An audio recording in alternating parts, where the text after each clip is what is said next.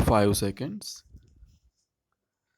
Mr. Chairman, sir, I am grateful to the honorable members of this House for giving unanimous support to this bill at the outset.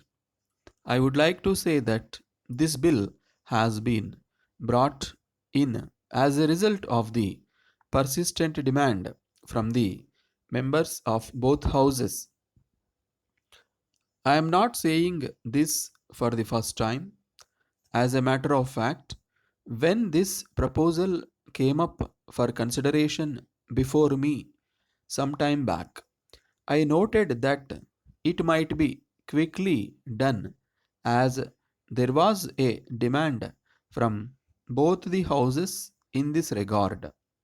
With regard to the various provisions in the bill, an honorable member wanted a distinction to be made between those who were running this game and those who were participating in it. I may assure him that we have made a distinction.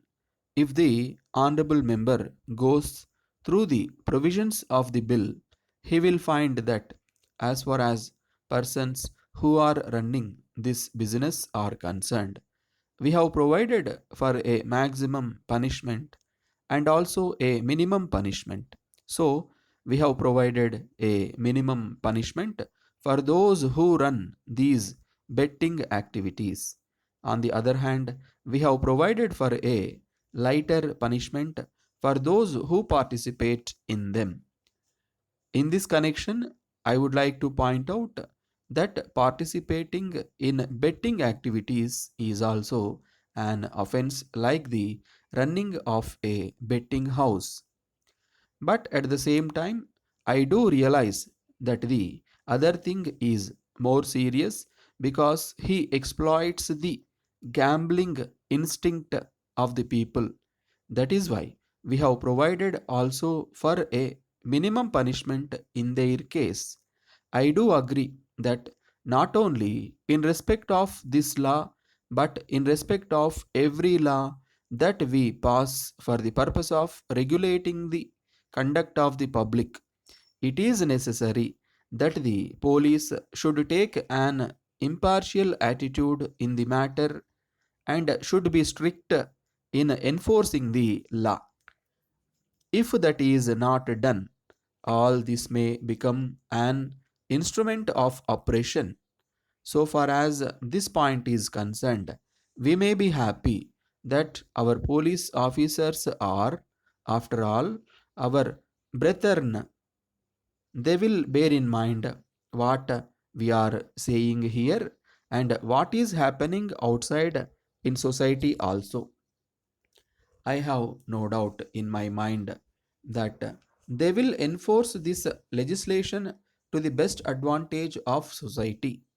But if there is misuse of this law as any other law for personal gains, then it is the duty of everybody to bring it to the notice of the government. I may assure the House that if any such inning is brought to the notice of the government in respect of police officials, we shall take very strict action. Reference was also made to the publications in the press from time to time. I am aware of this, but I do not know how we can control them. As we know, they are a privileged class. I am sure the honorable members will agree with me that any restriction on the publication of news will be regarded as a curtailment of the freedom of the press. In view of this, it will not be right on the part of anybody to suggest that we should control the press in any way. I think we have to give them absolute freedom. Let us hope that with the passage of this bill, it will be possible to put down this evil with a strong hand.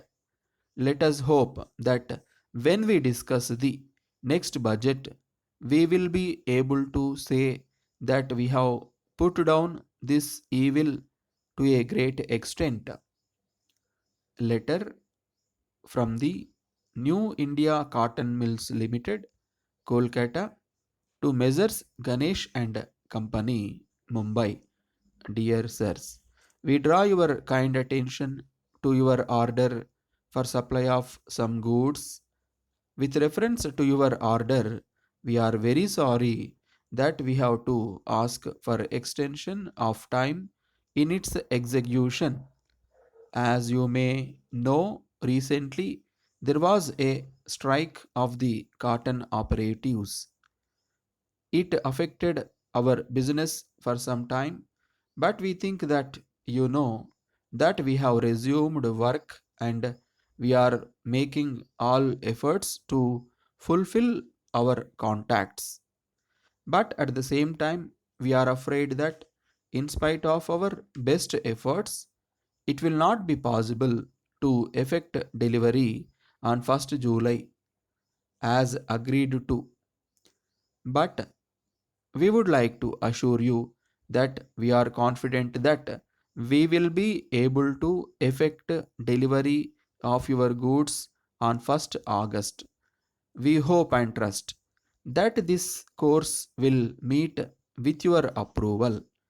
In this connection, we assure you that all orders will be handled in strict rotation and we shall do our best to expedite delivery. In the light of what we have stated, we hope you will realize that this delay is due to circumstances beyond our control, and we shall very much appreciate if you allow this additional time. We are sure there will be no need to ask for a further extension. We tender our apologies for the delay. Yours faithfully,